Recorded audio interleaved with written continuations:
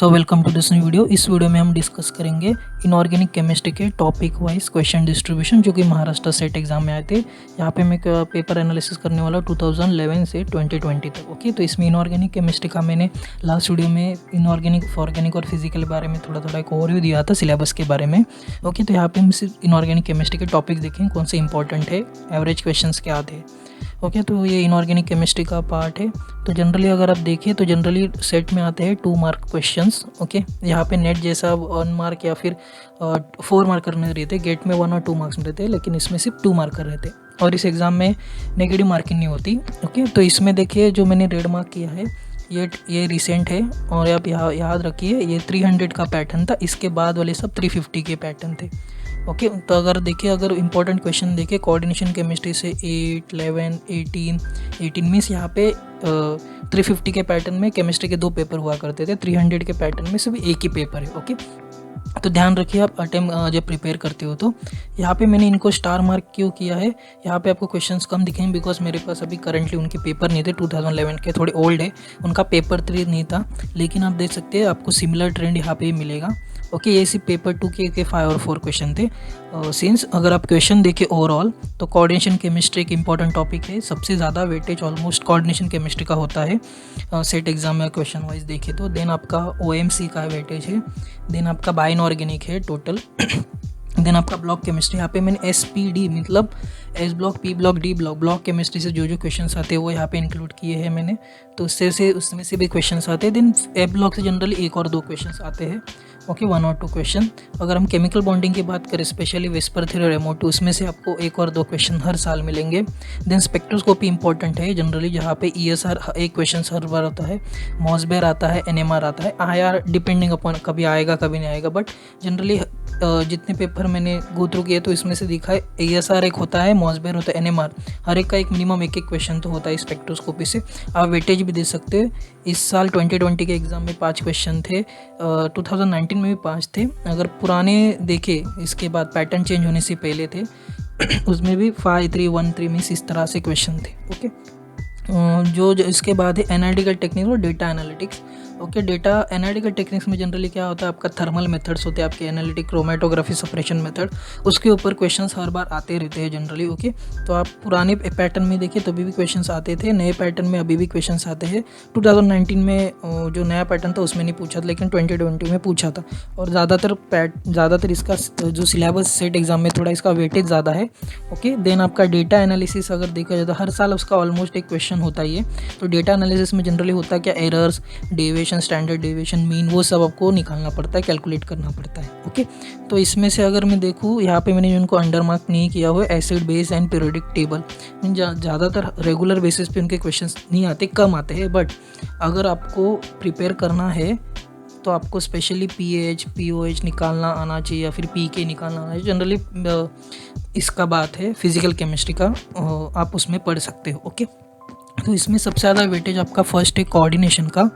Okay, then आपका OMC, अगर OMC की मैं बात करूँ स्पेशली आपको सिलेक्टेड टॉपिक्स पढ़ने हैं like 18 electron rule, metal cluster और कैटालिसिस रिलेटेड। ओके, और फिर इनके बारे में पढ़ना पड़ता है। मीन्स ज़्यादा जितना आप नेट गेट के लिए OMC पढ़ते हो उतना नहीं, इसके लिए इसका वेटेज भी थोड़ा कम है। सबसे ज़्यादा वेटेज आपका कोऑर्डिनेशन केमिस्ट्री का है, देन ऑर्गेनोमेटेलिक केमिस्ट्री है, बाय इनऑर्गेनिक से 1 और 2 क्वेश्चन आते हैं। उसके बाद जो सेकेंड है वो है P block, means block chemistry, और केमिकल और स्पेक्ट्रोस्कोपी जो सबसे ज़्यादा वेटेज लेते हैं।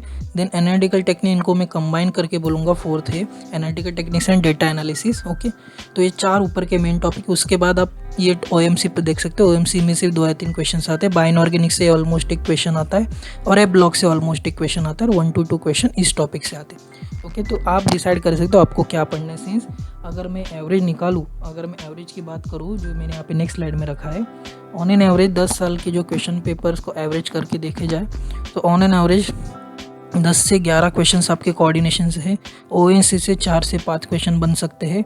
देन बाय इनऑर्गेनिक से 2 से 3 या फिर 1 to 3, देन D ब्लॉक से आपके 3 से 4, ओके, ए ब्लॉक से आपका 1 से 2 बोलूँगा, कभी कभी एक क्वेश्चन दिखेगा, कभी 2 क्वेश्चन, ये 2 से भी ज़्यादा दिख सकते हैं। देन केमिकल बॉन्डिंग से तो ऑलमोस्ट 1 और 2 क्वेश्चन होते हैं। स्पेक्ट्रोस्कोपी आपको 3 से 4 क्वेश्चन मिल जाएंगे, बिकॉज हर बार मैंने देखा है कि NMR क्वेश्चन होता है, एक ESR के ऊपर होता है, मॉसबेयर के ऊपर होता है। नेट गेट में अल्टरनेट हो सकता है कि नहीं मिलेगा, लेकिन जितना भी मैंने एनालिसिस किया, मुझे ESR मॉसबेयर क्वेश्चन हर बार मिले किसी ना किसी फॉर्मेट में, स्पेशली इनऑर्गेनिक के सेक्शन में। एसिड एंड बेस आपका ऑलमोस्ट एक क्वेश्चन तो में भी हो सकता है, डिपेंड, कभी कभी देते भी नहीं क्वेश्चन एसिड एंड बेस। आपको पीएच और पीएच कैलकुलेशन के आपको फिजिकल पार्ट में आपका एसिड बेस वाला पार्ट मिलेगा। देन पीरियोडिक टेबल भी बहुत हार्डली पूछा जाता है इनऑर्गेनिक के सेक्शन में, मीन्स कभी कभी इसको ब्लॉक केमिस्ट्री के साथ कंबाइन किया जाता है, स्पेशली कुछ प्रॉपर्टीज़ के रिलेटेड। देन एनालिटिकल टेक्निक्स आपका 3 to 4 question. Then data analysis आपका मैं 1 to 2 क्वेश्चन बोलूँगा। और सिमेट्री जो मैंने यहाँ पे डिस्कस नहीं किया है, जो लास्ट पार्ट छोड़ा है, तो सिमेट्री अगर आप पढ़ते हो फिजिकल केमिस्ट्री में, तो यहाँ पे मैंने सिमेट्री कौन सा इंक्लूड किया है, जो पॉइंट ग्रुप आपको आइडेंटिफाई करना आना चाहिए, जो इनऑर्गेनिक सेक्शन में देते। एक कोई तो मॉलिक्यूल देंगे, कॉम्प्लेक्स देंगे या फिर ऑर्गेनिक मॉलिक्यूल देंगे, उसका आपको पॉइंट ग्रुप बताना है। इसके लिए जनरली अप्रोक्सीमेटली वो 1 क्वेश्चन होता है। ओके, अगर आप देखें भी, जो मैंने उनको सिमेट्री आपको फिजिकल भी मिलेगा, जब फिजिकल का वीडियो बनाऊंगा उसमें आपको सिमेट्री और ग्रुप थ्योरी मिलेगा। यहाँ पे मैंने सिमेट्री में क्या डिस्कस किया है, जो 1-2 क्वेश्चन आपको दिख रहे, वहाँ पे इनऑर्गेनिक के सेक्शन में जो पॉइंट ग्रुप आए थे, जनरली ऐसे क्वेश्चन आते हैं कि फेरोसिन का पॉइंट ग्रुप क्या है, कोई अगर ऑर्गेनिक मॉलिक्यूल है ट्रांसक्लोरोइथिलीन और डाइक्लोरोइथिलीन, इसका पॉइंट ग्रुप निकालने के लिए आता है। तो आप 4 to 5 आप देख सकते हैं। आपका ये क्वेश्चन ये हो गया 1, 2, देन आपका 3, 4, देन 5। ओके, स्पेक्ट्रोस्कोपी और एनालिटिकल टेक्निक्स है। ओके, ये आपके 6 मेजर टॉपिक्स है। एनालिटिकल टेक्निक्स अगर आपने पढ़ा नहीं, आप सिलेक्टेड ही टॉपिक्स पढ़े, लाइक जो सिलेबस में दिया, like thermal method, chromatography, generally उसके ऊपर ही ज़्यादातर क्वेश्चन आते हैं। अगर आपको डेटा एनालिसिस पढ़ना है तो special errors, standard deviation, mean कैसे निकालना चाहिए, वो क्वेश्चन आप जनरली सॉल्व करें, उसके ऊपर ज़्यादातर क्वेश्चन आएंगे। ओके, और केमिकल बॉन्डिंग में ऑब्वियसली नेटर गेट के लिए पढ़ते हो तो विस्पर थ्योरी मीन्स मॉलिक्यूल का हाइब्रिडाइजेशन क्या होगा, केमिकल बॉन्डिंग में हाइब्रिडाइजेशन कभी कभी निकालने के लिए आता है, फिर बॉन्ड ऑर्डर निकालने के लिए आता है, ऐसे क्वेश्चन है। तो डायरेक्ट क्वेश्चन से ये मैं बता रहा हूँ कि direct question generally inorganic chemistry से आते हैं। अगर आप कॉन्सेप्ट की मिक्सिंग जनरली होती नहीं, जो कोऑर्डिनेशन का सवाल होगा कोऑर्डिनेशन से होगा। ओके, OMC का सवाल OMC से होगा। और यहाँ पे एक अच्छी बात है कि OMC का सिलेबस रिस्ट्रिक्टेड है, ज़्यादातर आपको यहाँ पे ज़्यादा क्वेश्चन आते नहीं, मीन्स 18 इलेक्ट्रॉन रूल होगा आपका, यहाँ पे क्लस्टर्स होगा, मेटल क्लस्टर, क्लोजोनेडो, आपका मेटल बॉन्ड निकालने के ऊपर क्वेश्चन होते हैं। देन कैटालिसिस रिएक्शंस के ऊपर क्वेश्चन होते हैं। देन आपका जो स्पेशली फेरोसिन के ऊपर ज़्यादातर, मीन्स मेटलोसिन में स्पेशली फेरोसिन के ऊपर ही ज़्यादातर क्वेश्चन पूछे जाते हैं।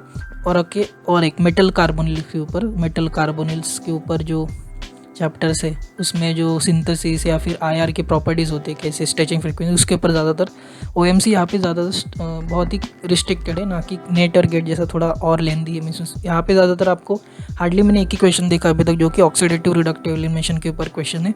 ज़्यादातर आपके OMC क्वेश्चन इस 4 या 5 टॉपिक से आ जाते हैं। ओके, कोऑर्डिनेशन आपको पूरा पढ़ना पड़ेगा। ओके, तो अगर मैं बुक्स की रेफरेंस बुक की बात करूँ, अजय कुमार की ये फर्स्ट आपको मिलेगी, ऑर्गेनोमेटेलिक बाय इनऑर्गेनिक। इससे आपका ये तीनों बुक आपके लिए इनफ है। स्पेशली बेसिक इनऑर्गेनिक केमिस्ट्री में आपको एसिड बेस मिल जाएगा, पीरियोडिक प्रॉपर्टी मिल जाएगी, केमिकल बॉन्डिंग आपको मिल जाएगी। देन आपको ब्लॉक केमिस्ट्री नहीं मिलेगी, उसमें आपको basic topics, periodic table, block chemistry नहीं, ओके, आपको acid and base periodic table मिल जाएगा, आपको केमिकल बॉन्डिंग मिल जाएगी। ओके, तो ये आपके बेसिक इनऑर्गेनिक के लिए होंगे ये चैप्टर। स्पेक्ट्रोस्कोपी के लिए अगर आपको क्लासेस के नोट मिलते हैं, वेल एंड गुड, आप वो ट्राई कर सकते हो।